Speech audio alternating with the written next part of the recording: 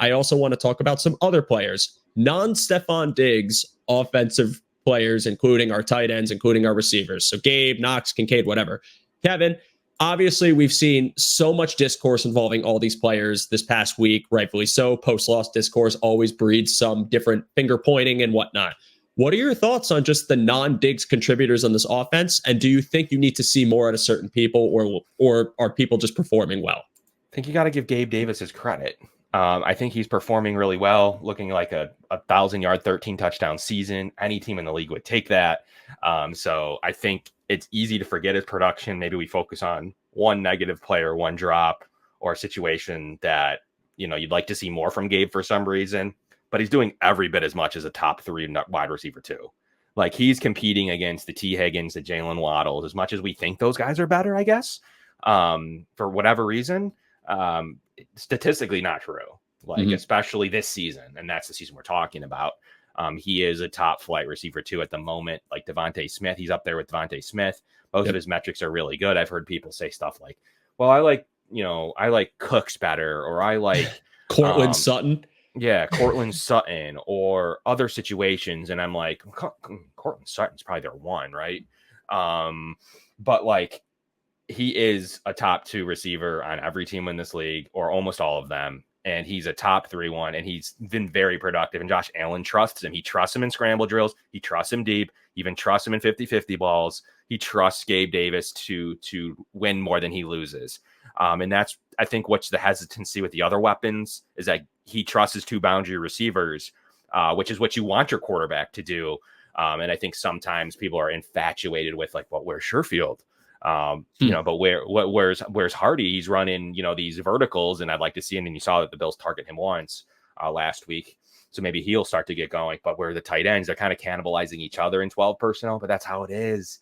Like, that's kind of how 12 goes. 12 doesn't go with a dominant tight end all the time. You run out of that. You throw to your boundary receivers out of that. You do so much stuff out of that, where maybe one of the tight ends doesn't go tomorrow, Joe, and you see a bigger game because they're just going to get a larger target share.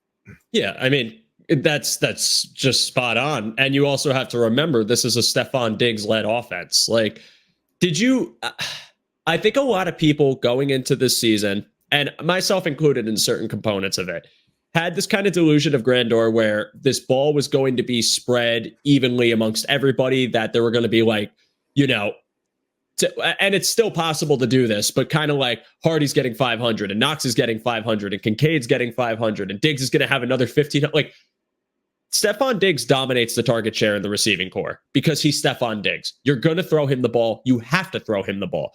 The idea of the supporting cast that I think gets lost on a lot of people when we evaluate the Buffalo Bills offense is that it's not always stat sheet reflective how big their impact is. The idea that, you know, these guys aren't producing or they aren't effective or whatever, I think is a little misguided. And I'm going to start with Deontay Hardy. Deontay Hardy, I have made a joke, and I think I've made it in Spaces. I made it last week. I consider him the fullback of the receiving room. And why I say that is because Deontay Hardy is like another example of a chess piece that you move around to open things up for the rest of your receivers. Look at the Gabe Davis touchdown against Miami. I mean, the way Hardy is playing on that ball, if he moves up, this safety now is to come down, and that gives Davis a one-on-one matchup. That's the whole point.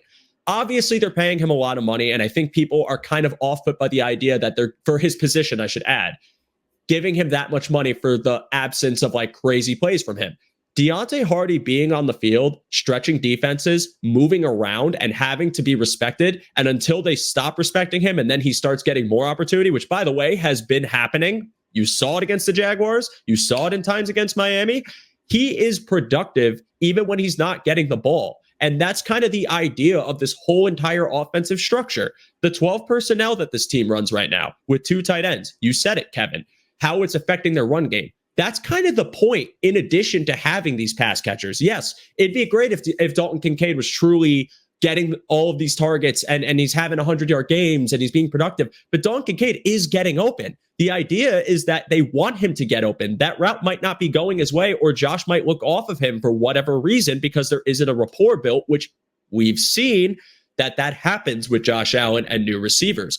But also 12P is meant to establish a better rushing attack, which so far this season it has been, except for this past Sunday. So I think when I think about the supporting cast, and I think about guys like Sherfield too, who's a tremendous run blocker, a part of the reason why he's been brought in. Hardy, who again is a field stretching guy. He's fast, he's shifty. Teams have to respect it. Guess what? Now Diggs and Davis are getting better matchups. Gabe Davis, who, Kevin, whenever you're on the show, I always appreciate that you bring it up because we always end up going into like a Gabe Davis tangent, and I will continue to do it as long as you're here because I defend him. I think Uber put a tweet out. His projections for the year are over 1,000 yards and like 12 touchdowns. And people are mad about it. They're mad about it, Kevin. Why are you mad about that? Gabe Davis as a wide receiver too, literally having 1,000 yards is amazing. And he's had key plays in every game. Like, I feel like people have seen T. Higgins and Jamar Chase, or not Jamar Chase, Jalen Waddle, and they've seen like these crazy productive numbers, and that's fine and dandy. And I would love that for Davis, but you also understand that a wide receiver too, and an offense that contains Stephon Diggs getting 1,000 yards would be tremendous. And this is kind of my whole idea is just like, the supporting cast that Josh has, someone said it in the comments, is the best it's been, in my opinion, and I agree with that. And I think that we need to, one, be more patient with how these guys are, and two, understand that if Josh Allen is moving this ball with his arm to Stephon Diggs, there's probably more back-end work going to create such favorable matchups for Stephon Diggs. And also, if this offensive identity in 12 personnel, when they're not running, is meant to be a, hey, everything gets easier for our alpha receiver, you should celebrate this. You should be happy about it because guess what? That's making things easier for your offense. That's making things better for Josh. That's making this more productive against what they're going to go up against our tough defenses down the stretch. So I'm getting animated. I apologize. Kevin, I'll throw it back to you because I'm taking up too much time. But please, like, any more thoughts on just this room and some other thoughts on how its supporting cast has performed, what you could say? Yeah, I mean, analytically, Gabe Davis has been great too, Joe. And like, if you just want to use raw stats, like I know that's sometimes what the thing that people like, he's also 22nd in receiving yards. So like he's quite literally a receiver one by that standard of what he's been able to do. He's, fourth in the league in receiving touchdowns. Like what metric do you need? Like more catches, I guess. But that doesn't signify anything. Like if he has one catch for 17.8 yards or two catches for 8 yards, Joe, it's the same thing. So ultimately, he has the biggest big play percentage in the league. He has the biggest first down conversions. So it's not like he's getting these useless yards or a 100-yard play in a blowout and then a 100-yard play and then a 60-yard play. He does get big plays, but every single time he goes for a first down. So these aren't useless plays that he's able to convert. 15 first downs is really good at this stage. 15 first downs out of 18 catches. I mean, his big play rate is like 76%, meaning that how much it affects a game. His targets are very useful and meaningful. And he has all the, he's better than Devontae Smith in just raw data, like Jalen Waddle. Obviously, Jalen Waddle missed a game.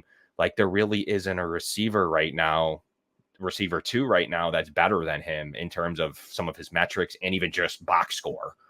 Because sometimes that's the thing that's thrown against Gabe as well. He only got 800 yards. So ultimately, Joe, he's a receiver too. He's the second option, and he is the second option in this. He is the second option in this offense.